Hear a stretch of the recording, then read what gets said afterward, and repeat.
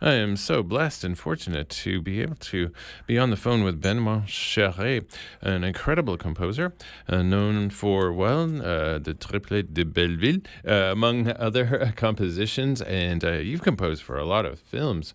I'm honored to have you here. Thanks for joining us. My pleasure. And we're looking forward to seeing the Triplets of Belleville with the live ensemble in Calgary, and you're going to be there.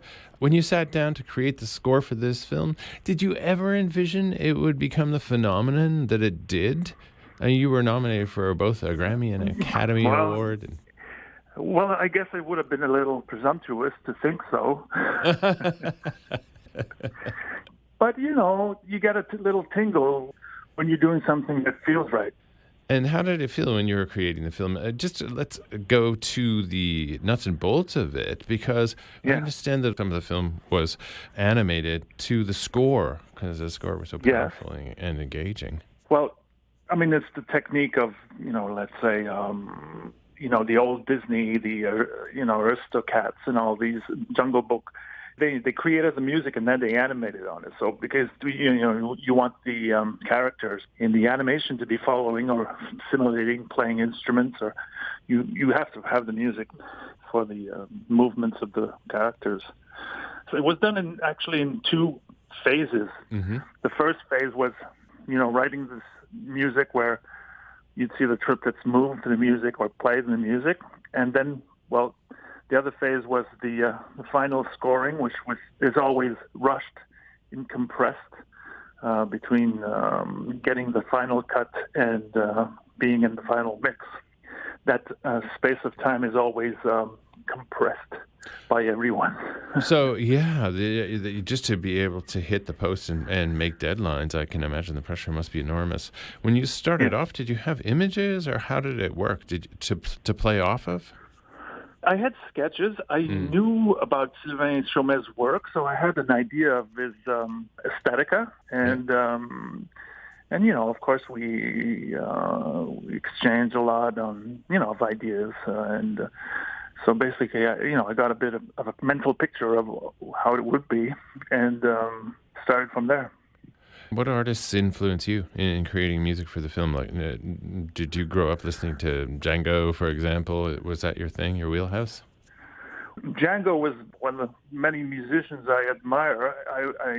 I grew up with so many different kinds of music. Mm-hmm. My mother used to love music. She used to even, sell records in her London town when she was a teenager and a young woman. And so she had a good collection of records at home from everywhere, from classical to jazz, basically. And when did you actually start to think that, hey, the light came on and I could do this for a gig, the thing? When I started to do this, when someone asked me to do music for a little documentary, and I received the first check that made sense. I went, I can do this. It's a living. But, before I was like a freelance guitar player, so I played with a lot of artists or different bands or groups, jazz groups.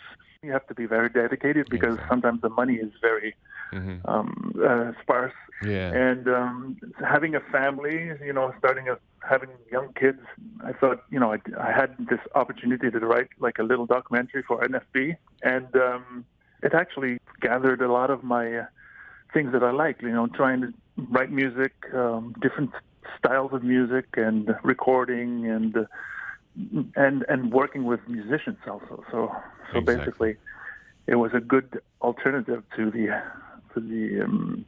freelance guitar player career.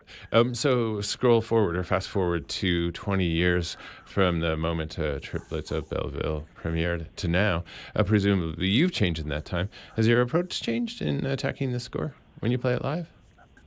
I wouldn't say the approach has changed. The show is I've reorchestrated a little bit because, it is very expensive to go on the road with a bunch of musicians. But, I have very good musicians, and a lot of them are multi-instrumentalists, so they cover a lot of ground.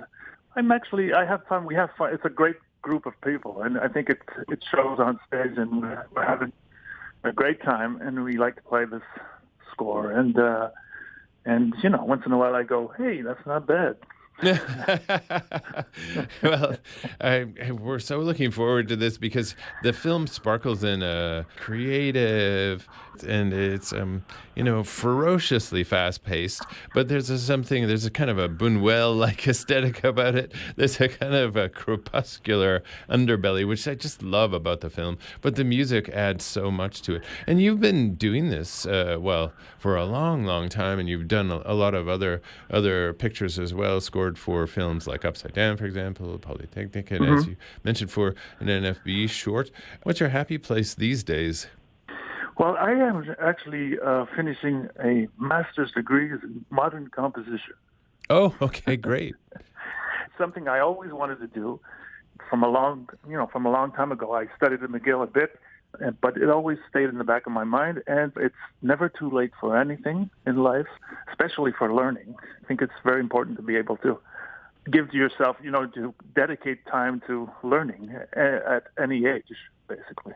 Well, words to live by, Benoît Charest. Thank you for joining us. Hey, what's on your turntable, your proverbial turntable these days? What do you listen to? Right now? Oh, God. There's always these records that always come around.